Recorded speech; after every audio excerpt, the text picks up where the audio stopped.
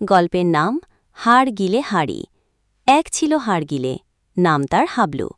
হাবলু ছিল একটু বেশি খাওয়ার শখে।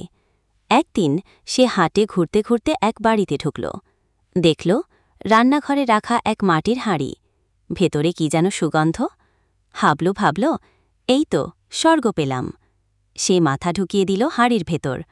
গন্ধটা ছিল শুধু গন্ধই, ভেতরে কিছুই নেই। কিন্তু বিপদ হল তখনই, হাঁড়ি থেকে মাথা আর বের হয় না। হাবলু ছুটে বেরোল রাস্তায়, এক কান থেকে আরেক কান হাঁড়ি। সবাই তাকে দেখে হেসে গড়াগড়ি খায়। এক শিশু এসে বলল, হাবলু কাকা, হাঁড়ি খুলতে হলে হাসতে হবে।